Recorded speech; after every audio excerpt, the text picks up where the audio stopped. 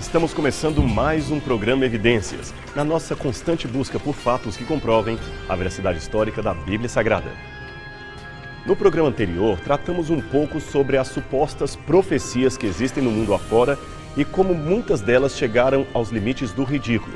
Também fizemos menção de umas poucas profecias mencionadas na Bíblia, para que você pudesse reconhecer a superioridade das Escrituras em relação aos demais prognósticos que se fazem por aí.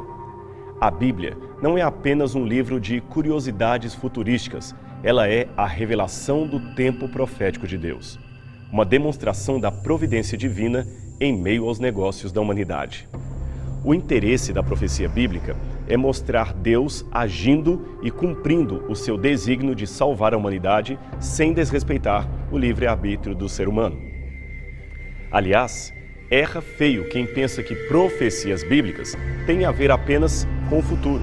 Só para você ter uma noção, o livro do Apocalipse, que é talvez a mais famosa coleção de profecias do Novo Testamento, abre com uma espécie de prefácio de Deus, onde o Altíssimo diz o seguinte para o profeta inspirado: Não temas, eu sou o primeiro e o último, e aquele que vive. Estive morto, e eis que estou vivo pelos séculos dos séculos, e tenho as chaves da morte e do inferno. Escreve, pois, as coisas que viste, e as que são, e as que hão de acontecer depois destas.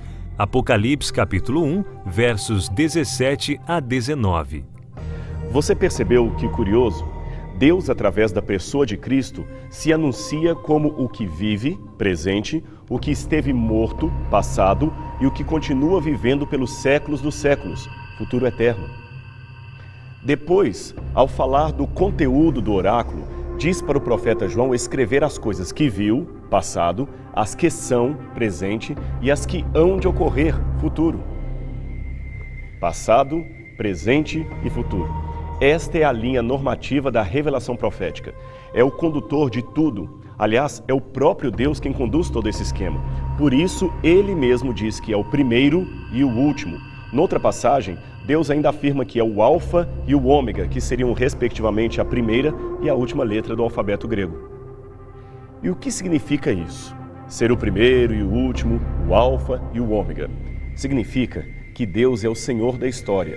E na pessoa de seu Messias, isto é, de seu Cristo, ele se revela aos homens.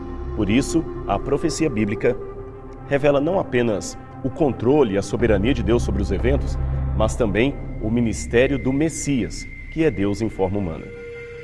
Outra coisa que a profecia bíblica revela e que é bem diferente da visão dos filósofos eleatas, que acreditam que o movimento, especialmente o movimento divino, seria uma ilusão, é que o Deus da Bíblia é um Deus que existe e se movimenta. Em outras palavras, o Deus da Bíblia não é estático, ele age, ele é ativo. Note que, diferente de uma abordagem grega, a forma como a Bíblia apresenta a Deus não é sistematizada em doutrinas do tipo tópico 1, eternidade de Deus, tópico 2, soberania de Deus, tópico 3, a onipresença de Deus, etc. Não, de maneira nenhuma. Embora essas verdades estejam contidas na Bíblia, elas não estão como tema, e sim como atos de Deus na história. Noutras palavras, como a Bíblia diz que Deus é Salvador? Contando uma história de como ele salvou o povo de Israel. Como a Bíblia diz que Deus é Criador? Contando uma história de como ele criou o céu, a terra, as estrelas e tudo o que existe no universo. E como ápice de tudo isto, ela contou como Deus se encarnou e veio habitar no meio dos homens através da pessoa de Jesus Cristo. Deixe-me citar mais um texto do Apocalipse para você. Ele está no capítulo 1, verso 4. Preste atenção no que ele diz. João, as 7 igrejas que se encontram na Ásia, graça e paz a vós outros da parte daquele que é, que era e que há de vir. O texto está falando de Deus, é claro. E novamente vemos a dimensão de passado, presente e futuro. Veja, aquele que é presente, aquele que era passado e aquele que há de vir futuro. Você deve saber que o Apocalipse foi escrito em grego. E interessante que essa expressão grega, aquele que é, tem no original uma ideia de continuidade. O sentido seria aquele que está sempre sendo, continuamente sendo, sem parar de ser nem por um momento. Mas o final da frase grega gera uma pergunta. A pergunta é a seguinte: por que o texto não diz da parte daquele que é, daquele que era e daquele que haverá de ser? Note que em lugar disso diz da parte daquele que é, daquele que era e daquele que há de vir. Por que essa troca de verbo? Aliás, Pausânias, um antigo escritor grego, falava de Zeus, o grande deus dos gregos, como sendo aquele que era, que é e que será, o que aparentemente faz mais sentido. Por que então, no caso da Bíblia, Deus muda-se de será para aquele que há de vir? Justamente para mostrar que o Deus das Escrituras não é estático, ele está em movimento e, por estar em movimento, vem para nos buscar, para nos salvar. Isto é muito mais profundo do que saber apenas que ele será, isto é, que ele existirá no futuro. A Bíblia não diz somente que Deus existirá para sempre, mas também que ele estará ao nosso lado e conosco para todo sempre. Isto é maravilhoso, isto é muito bonito.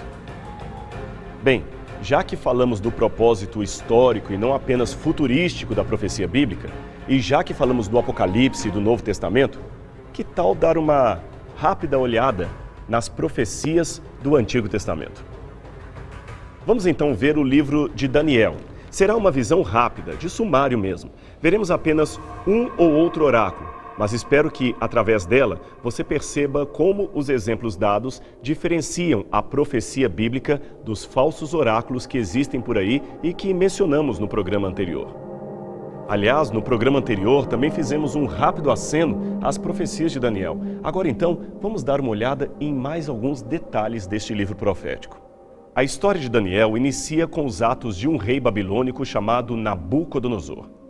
A existência histórica deste rei, no começo desacreditada pelos críticos, foi comprovada pela arqueologia bíblica e hoje ninguém mais pode seguramente negar que ele existiu.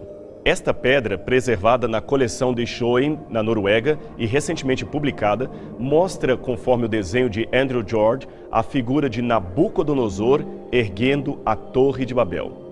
Curiosamente, a Bíblia também fala da Torre de Babel, que estaria ligada ao erguimento do que seria o futuro império neobabilônico do tempo de Daniel.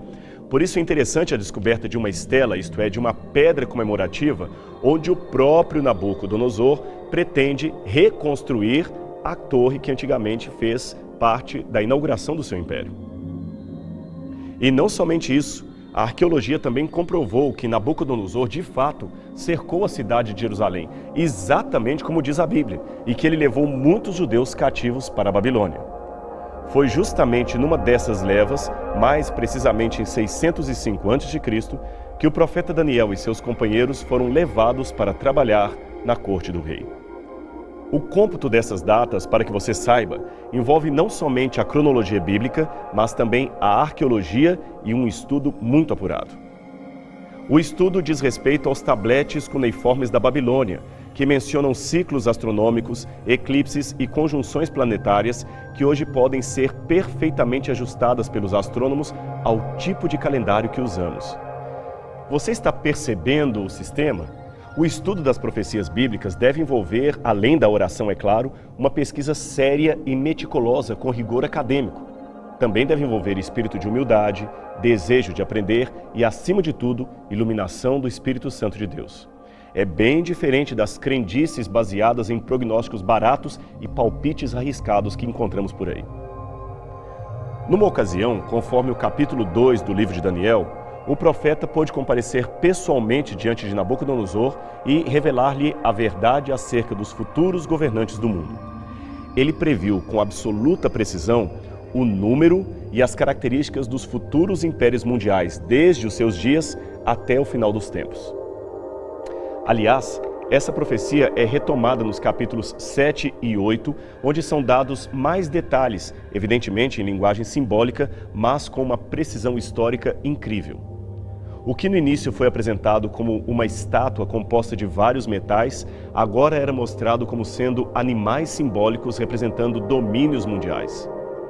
É bom, porém, explicar que mundial, nesse contexto, referia-se não necessariamente ao mundo inteiro, mas ao mundo conhecido pelo profeta e seus contemporâneos, o mundo que envolvia apenas a Europa e parte da Ásia e da África. Seria como a Segunda Guerra Mundial. Veja, nem todos os países se envolveram nela, mas ainda assim a chamamos de Guerra Mundial. Por quê? Porque ela alcançou direta ou indiretamente países de todos os continentes. O mesmo se dá em relação às profecias de Daniel. Isso também explica por que alguns países famosos ficaram de fora dessas profecias. O Egito, embora mencionado no momento do livro, não é um principal cumprimento, pois já não era, naquele tempo, uma potência mundial. Do mesmo modo, futuros impérios como Rússia, China, Coreia e outros também ficaram fora da profecia porque não seriam potências mundiais, são apenas potências internacionais. E nesse caso, internacional e mundial não são sinônimos perfeitos. Voltando aos detalhes. Daniel disse que, após a Babilônia, se ergueria um império, um domínio inferior ao de Nabucodonosor e que seria a junção de dois povos, evidentemente um mais forte do que o outro. E foi justamente isso que aconteceu. Em 539 ou 538 a.C., Ciro e Dario, respectivamente monarcas da Pérsia e da Média, dominaram a Babilônia. Eles então estabeleceram por um tempo o Império Medo-Persa, cobrindo uma área mais vasta que a antiga Babilônia. Não obstante, conforme anunciou a profecia, esse império deveria ser inferior ao reino de Nabucodonosor. E de fato, os historiadores dizem que os Medo-Persas jamais alcançaram o esplendor dos babilônios. Mas um terceiro império deveria se levantar. E é interessante notar que no capítulo 8, versos 20 e 21, Daniel antecipa que o nome do império seria Medo-Pérsia, antes mesmo que ela assumisse o domínio mundial. E o seu sucessor é apenas chamado na profecia de o Rei da Grécia. Curiosamente, quem derrotou os Medo-Persas não foi um novo império, mas um novo rei, Alexandre o Grande, o macedônico, que se tornou o rei da Grécia e dominador do mundo. Depois de repetidas lutas contra os gregos desde a famosa Batalha de Maradona em 490 a.C., os Medo-Persas finalmente caíram diante das tropas que agora eram comandadas por Alexandre. A batalha final foi a de Arbela, também chamada de Batalha de Gaugamela, que ocorreu em 331 a.C. Ali, Alexandre derrotou a Dario, não aquele Dario que invadiu a Babilônia, mas um rei descendente que tinha o mesmo nome e que agora, é claro, ocupava o trono da Medopérsia. Vitorioso, Alexandre ofereceu um pleito de triunfo para a Atena Líndia, em Rhodes. Esse triunfo, essa placa, dizia o seguinte: o rei Alexandre, tendo dominado Dario em batalha e tornando-se o senhor da Ásia, fez sacrifício de triunfo a Atena de Lindos, cumprindo o que foi dito por um oráculo. Agora, que oráculo seria este mencionado no texto de Alexandre? Muitos historiadores pensam que este seria um oráculo egípcio feito neste templo de Amon. Ali, uma vidente garantiu que Alexandre venceria a batalha, pois era o filho legítimo de Zeus. Outros autores pensam numa profecia astrológica da Babilônia, mencionada neste diário astronômico encontrado na região.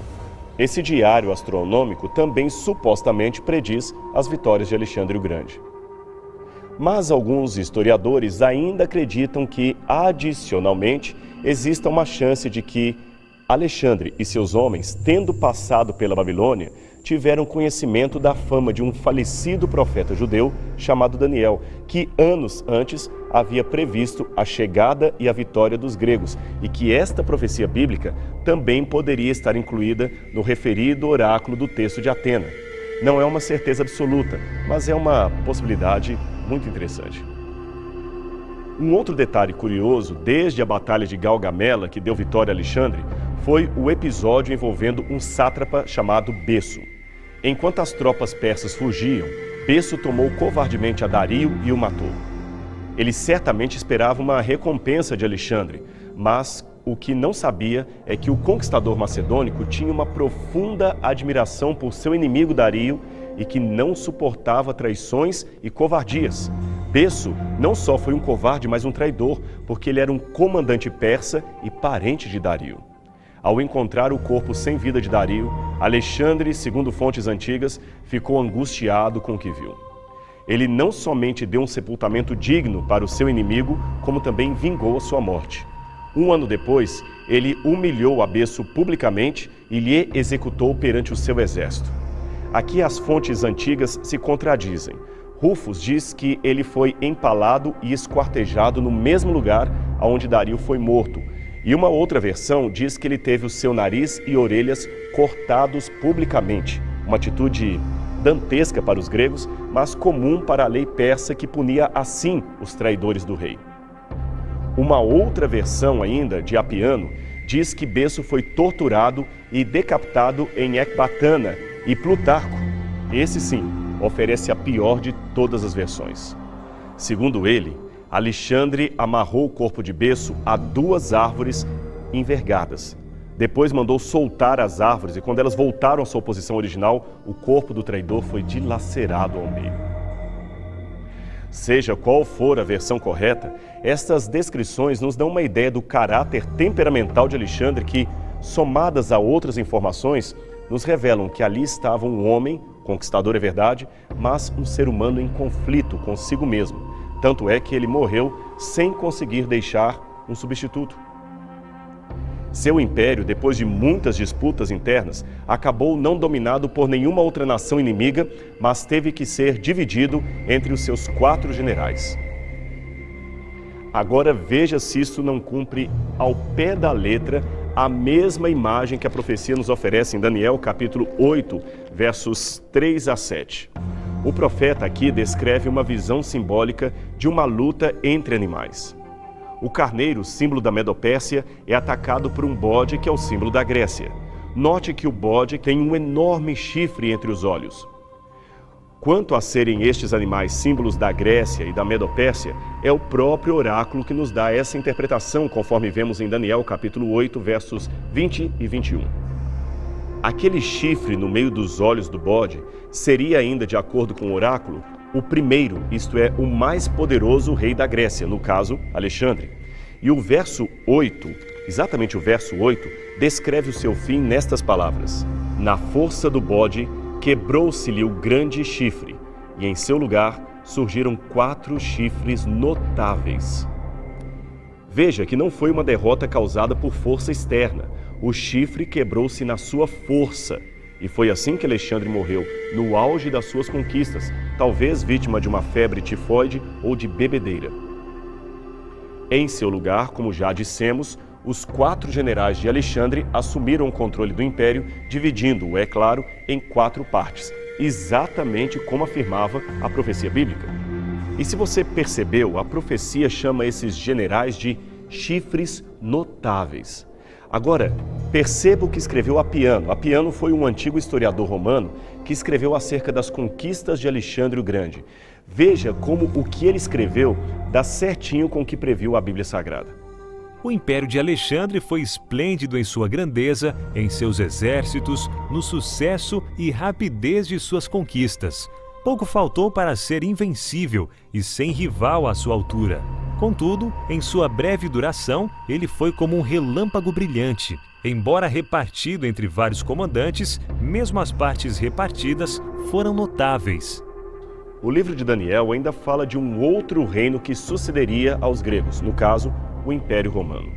A grandiosidade de Roma é mostrada de diferentes formas, desde o seu começo até a sua queda em 476 d.C. Novamente, o livro de Daniel acerta em vários detalhes sobre a hegemonia dos romanos. No capítulo 8, verso 9, ele fala que este império, no caso Roma, dominaria o sul, que seria o norte da África e o Egito, o oriente, que seria a Anatólia, a Síria e a Mesopotâmia, e a Terra Gloriosa, que seria a Galileia, Judeia e a cidade de Jerusalém, que aliás caíram nas mãos do general romano Pompeu em 63 a.C. Essa descrição bíblica condiz exatamente com os domínios da Roma imperial, desde a Europa até a Ásia e norte da África. Mas a profecia também diz em 2 momentos que esse 4º império, no caso Roma, seria também subdividido em várias nações após a sua queda, e que essas nações seriam, por um lado, fortes como ferro, por outro, fracas como barro. E mais, que essas nações tentariam se unir umas com as outras através de acordos e casamentos, mas que nunca mais conseguiriam ser um único império. Quer ver isso na Bíblia? Então veja o que lemos no livro de Daniel, novamente, no capítulo 2, versículos 41, 42 e 43, que falam exatamente sobre esta divisão do quarto reino. Esse será um reino dividido, contudo, haverá nele alguma coisa de firmeza do ferro, pois que viste o ferro misturado com barro de lodo, por uma parte será forte e por outra frágil. Quanto ao que viste do ferro misturado com barro, misturar-se-ão mediante casamento, mas não se ligarão um ao outro, assim como o ferro não se mistura com o barro. Ora, essa divisão que seguiu à queda do Império Romano no Ocidente criou a Europa Ocidental que temos até hoje. E em toda a história houve vários casamentos entre nobres europeus de vários países. Casamentos, é claro, envolvendo alianças políticas, mas eles nunca conseguiram se unir a ponto de se tornar novamente um só império. Só para você ter uma noção, Carlos Magno da França casou-se com a filha de Desidério, que era rei dos Lombardos. Depois separou-se dela e casou-se com Idelgarda, duquesa da Alemanha. Carlos V era rei da Espanha e, ao mesmo tempo, imperador herdeiro da Alemanha. Por sua vez, ele também era filho de Filipe o Belo, arquiduque da Áustria. Carlota Joaquina era da Espanha e se tornou esposa de Dom João VI, rei de Portugal. E assim foram várias outras uniões matrimoniais arranjadas. Isso tudo fora as tentativas de unificação da Europa feitas por Carlos Magno, Napoleão Bonaparte, Adolf Hitler e outros. Mas até hoje, mesmo com o euro, o continente europeu continua dividido. Tudo exatamente conforme predisse a profecia bíblica. Nosso tempo, infelizmente, chegou ao fim e temos de terminar o nosso programa hoje. Mas você quer conhecer outras profecias de Daniel tão impressionantes como estas? Então não perca a continuação deste assunto na próxima semana, no seu programa Evidências, aonde? Aqui na TV Novo Tempo, o canal da Esperança. Até lá!